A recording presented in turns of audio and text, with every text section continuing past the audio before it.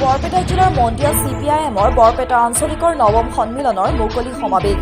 বৰপেটা জিলাৰ বাগবৰ সমষ্টিৰ মন্দিয়াত ভাৰতৰ মাৰ্ক্সবাদী কমিউনিষ্ট পাৰ্টিৰ বৰপেটা আঞ্চলিক কমিটিৰ নৱম সন্মিলনৰ আজি মুকলি সমাৱেশ অনুষ্ঠিত হয়। দলটোৰ প্ৰবীণ কমিউনিষ্ট নেতা কমৰেড নাছিৰুদ্দিনৰ পৌৰোহিত্যত মুকলি সমাৱেশখন অনুষ্ঠিত হয়। উক্ত সমাৱেশত বক্তব্য প্ৰদান কৰে দলটোৰ ৰাজ্যিক কমিটিৰ সদস্যদল ক্ৰমে কমৰেড নিৰংকুশ নাথ, কমৰেড পিয়াৰুল ইছলাম আৰু বৰপেটা জিলা কমিটিৰ সম্পাদক মণ্ডলীৰ সদস্য কমৰেড হাছিম আলীয়ে।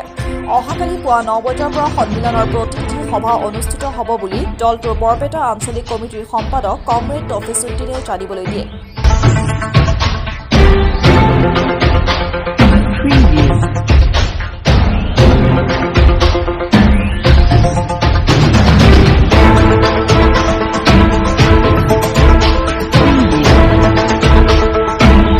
CPIM দলে সমগ্ৰ দেশতে এই সময়ৰ যি ৰাজনৈতিক পৰিস্থিতি সেই ৰাজনৈতিক পৰিস্থিতি বিশ্লেষণ কৰি আগন্তুক সময়ত কি ধৰণেৰে জনগণৰ সংগ্ৰামক আগুৱাই নিব তাৰ এক ৰণকৌশল প্ৰস্তুত কৰাৰ কাৰণে সমগ্ৰ ভাৰতবৰ্ষতে সন্মিলন অনুষ্ঠিত কৰি আছে আঞ্চলিক জিলা ৰাজ্যিক আৰু সৰ্বভাৰতীয় পৰ্যায়ত তাৰ এক অংশ হিচাপে আজি এই মন্দিয়াত বৰপেটা আঞ্চলিক সন্মিলন অনুষ্ঠিত হৈছে বৰপেটা আঞ্চলিক সমিতিৰ। এই সময়ত আমি দেখা পাইছো যে সাধাৰণ মানুহৰ ওপৰত শ্ৰমজীৱী মানুহৰ ওপৰত খাটি খোৱা মানুহৰ ওপৰত কৃষক শ্ৰমিকৰ ওপৰত ছাত্ৰ যুৱক মহিলাৰ ওপৰত আক্ৰমণ বৃদ্ধি পাইছে। আজি লকডাউনৰ পিছত দৰকাৰ আছিল এনেকুৱা এক নীতি যি নীতিৰ দ্বাৰা কৃষকে উৎপাদিত ফচলৰ যাতে মূল্য পায়, শ্ৰমিকসকলে প্ৰাপ্য মজুৰি পায়, শিক্ষা গ্ৰহণ কৰাৰ কাৰণে ছাত্ৰ ছাত্ৰীসকলে পুনৰ শিক্ষানুষ্ঠান ঘূৰি যাবলৈ যাতে তেওঁলোকে স্কলাৰশ্বিপ পায়, কৰ্মসংস্থাপনৰ যাতে ব্যৱস্থা কৰে। কিন্তু এই সময়ত আমি দেখা পালোঁ যে নতুনকৈ গঠন হোৱা চৰকাৰখনে অসমত এক সাম্প্ৰদায়িক ৰাজনীতি কৰিছে। সেয়া গৌ সংৰক্ষণ বিধেয়কৰ মাজেদিয়ে হওক, উচ্ছেদৰ নামত হওক, এই ধৰণে এক সাম্প্ৰদায়িক ৰাজনীতি তেওঁলোকে বিয়পাই দিছে। একেবাৰে স্পষ্ট কথা যে এইখন চৰকাৰে আচলতে সম্পূৰ্ণ ব্যৰ্থ। 2013 চনত যি পেট্ৰলৰ মূল্য আছিল 65 টকা, এতিয়া গৈ চেঞ্চুৰী কোবালে। চিলিণ্ডাৰৰ সেইধৰণে 1000 টকা পালে। 2014 চনত ভোট দিছিল কিহৰ কাৰণে?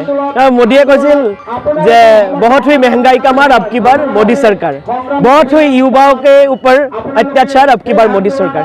যুৱকসকলৰ আশা হৈ গ'ল, ঠিক সেইদৰে কৰ্মসংস্থাপন নহ'ল, মূল্যবৃদ্ধি সাংঘাতিক হ'ল। কাৰণ এখন একেবাৰে জনবিৰোধী এখন চৰকাৰ। এইখন চৰকাৰৰ বিৰুদ্ধে সকলোৱে ঐক্যবদ্ধ হ'ব লাগিব আৰু এই ঐক্যবদ্ধ হ'ব লাগিব। ইয়াত সকলো ধৰ্ম জাতিৰ মানুহ সকলো ঐক্যবদ্ধ হৈ যুঁজ কৰিব লাগিব। তেওঁলোকে সাম্প্ৰদায়িক ৰাজনীতি কৰি মোগলৰ আক্ৰমণ বুলি কয়, 35% ভাৰ্চাছ 65% বুলি কয়। মই কৈছোঁ যে এই যুঁজ হৈছে 90% ভাৰ্চাছ 10%, 90% ভাৰ্চাছ 10%। 90% কোন? 90% হৈছে সাধাৰণ খাটি খোৱা মধ্যবিত্ত শ্ৰমজীৱী জনগণ। আৰু 10% কোন?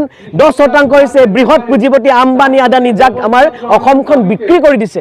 সেই 10%ৰ বিৰুদ্ধে আমি সকলোৱে ঐক্যবদ্ধ হৈ আগন্তুক সময়ত আগুৱাই যাব লাগিব আৰু এই প্ৰতিৰোধৰ সংগ্ৰামে ৰঙা পতাকাৰ মাজেদি এই প্ৰতিৰোধৰ সংগ্ৰামে CPM দলে আগুৱাই নিব।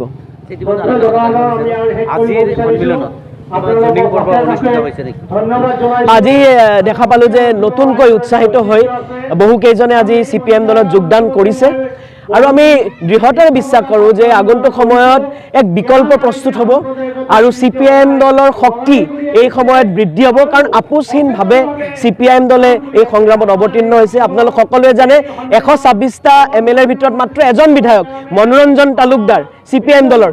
কিন্তু তেওঁ কেৱল নিজৰ সমষ্টি নহয়, সমগ্ৰ 126টা সমষ্টিৰ খাটি খোৱা মেহনতি কৃষিজীৱী শ্ৰমজীৱী মানুহৰ কথা কৈছে। সেয়া মানুহে চাই আছে।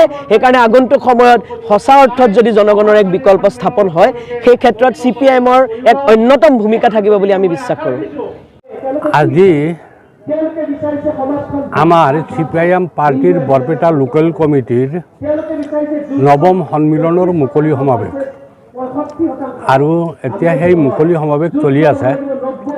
অহাকালি 7 তাৰিখত মন্দিয়া আঞ্চলিক মহাবিদ্যালয়ত পুৱা 9 বজাৰ পৰা আমাৰ প্ৰতিনিধি সভা অনুষ্ঠিত হ'ব।